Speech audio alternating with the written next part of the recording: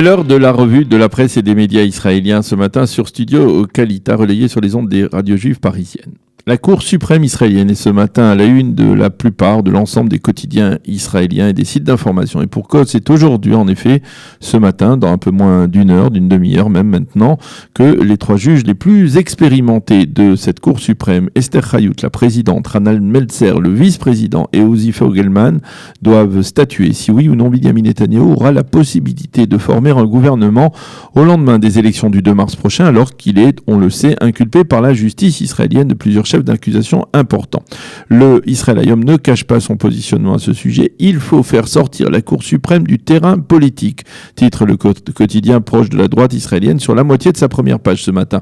Quant au Yediot Aharonot, il rajoute à cette problématique celle de la demande d'immunité parlementaire que M. Netanyahou devrait déposer aujourd'hui, comme la loi le lui permet. Entre la Cour suprême et l'immunité parlementaire, titre le quotidien, en soulignant que le bras de fer juridico-politique franchit aujourd'hui un nouveau palier. Le Maariv, dans la page d'ouverture de son site, va plus loin et il envisage déjà le cas où la Cour suprême interdirait au Premier ministre de former un gouvernement. Il y aurait alors, selon la manchette du Maariv, deux options pour M. Netanyahou, soit faire appel devant un aéropage, soit, en tout cas, une option plutôt, faire appel devant un aéropage de plusieurs juges, non pas 3 juges, mais 9 juges au total, ou même, donc, deuxième option, repousser, donc, la requête de la Cour suprême, ou la décision de la Cour suprême. Le Premier ministre a déclaré qu'il ne pensait pas que la Cour suprême tombera dans ce piège, et il a rappelé hier que, dans une démocratie, c'est le peuple qui doit décider. Tovat Mouki, dans le Yediot Aharonot, explique la problématique du débat d'aujourd'hui devant la Cour. Elle indique que les 3 juges devront d'abord déterminer si c'est de leur prérogative de débattre d'un dossier aussi politisé et s'ils peuvent débattre également d'un dossier qui est pour l'instant de l'ordre du théorique. Elle affirme également que, comme la plupart des analystes et des experts, que ni la Cour suprême ni le conseiller juridique du gouvernement ne voudront se prononcer dans un tel dossier, qu'ils pourraient tout simplement indiquer qu'ils se pencheront sur le cas lorsque celui-ci sera actuel. Le sentiment qui domine est que les deux principales instances juridiques, donc le Conseil juridique d'un côté et la Cour suprême, se renvoient la balle et comprennent qu'une décision pour ou contre Netanyahou aura un impact politique important. À propos de la demande d'immunité du Premier ministre, le Parti bleu-blanc essaye de former une commission parlementaire alors que la 22e Knesset est, vous le savez, dissoute. L'objectif est de repousser donc la demande du Premier ministre dans le cadre d'une telle commission, mais il semble difficile d'imaginer que techniquement, une telle démarche puisse aboutir. Et les journaux indiquent que si Binyamin Netanyahou fait sa demande d'immunité, alors cela gèlera toute la procédure juridique jusqu'au lendemain des élections et à la formation de la 23e Knesset aux alentours du mois d'avril prochain. En marge de ces développements, et c'est toujours l'impasse dans la mouvance sioniste religieuse, Bezalel Smotrich, actuel ministre des Transports et leader de Ichud Leumi, l'Union nationale, ne veut pas entendre parler d'un front commun avec le foyer juif du Rav Rafi Peretz et Otzma Yehudit de Itamar Ben-Gvir. Et si aucun changement de point ne devait intervenir, Smotrich pourrait bien rejoindre la nouvelle droite de Bennett et de Shaked si le tandem veut bien l'accepter. Le second grand titre que l'on trouve ce matin dans les quotidiens israéliens, en ce mardi 31 décembre 2019, eh bien, ce sont les bilans de cette décennie qui se termine ce soir à minuit. Le Israël Hayom consacre ce matin plusieurs pages à ces bilans. Eldad Beck, son correspondant en Europe, écrit ce matin: difficile d'imaginer à quel point nous avons changé durant cette décennie.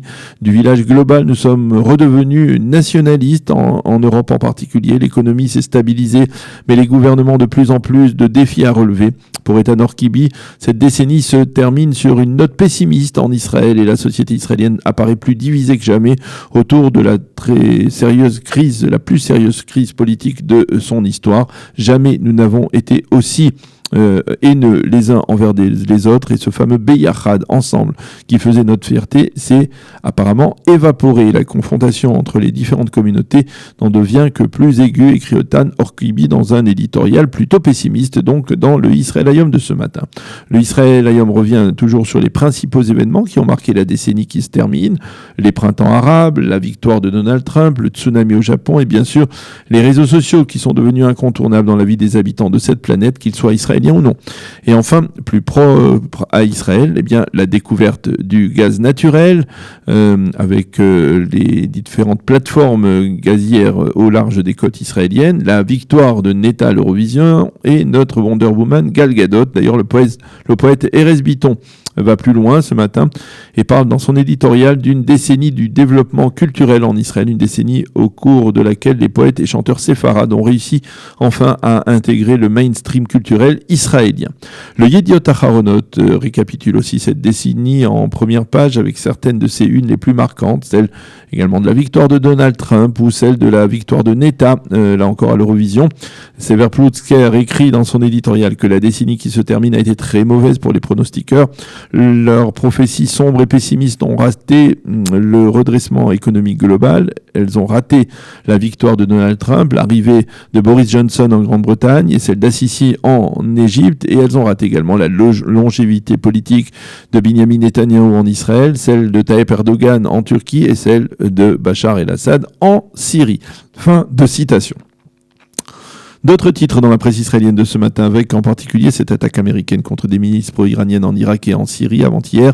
Mike Pompeo, le chef de la diplomatie américaine, a affirmé hier qu'il s'agissait là de la part des forces américaines d'une attaque préventive destinée à dissuader l'Iran de continuer à s'implanter massivement dans cette région. Le Premier ministre Netanyahou qualifiait cette attaque d'importante. Côté américain, on se prépare à une riposte de la part des forces iraniennes. Et puis, les quotidiens israéliens continuent à nous informer sur la pénurie de vaccins de la grippe en Israël et sur une sorte de psychose des Israéliens qui commence à s'installer.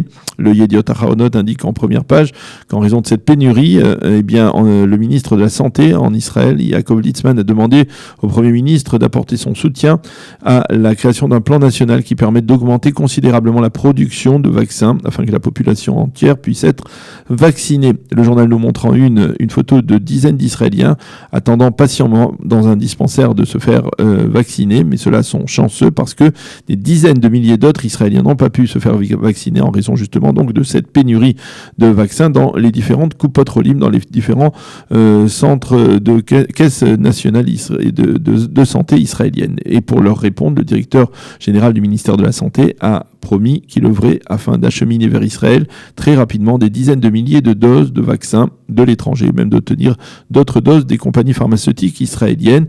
Le Yediot Aharonot nous apprend que justement le président d'État Reuven Rivlin souffre d'aphonie, cela 2 jours après s'être fait lui-même vacciner contre la grippe, ce qui prouve une fois de plus que l'on peut en effet souffrir d'effets collatéraux de ce vaccin contre la grippe en Israël. C'est la fin de cette revue de la presse et des médias israéliens sur Studio Kalita ce matin.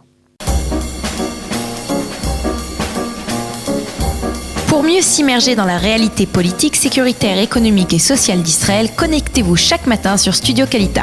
Daniel Haïk vous y attend pour sa revue de la presse.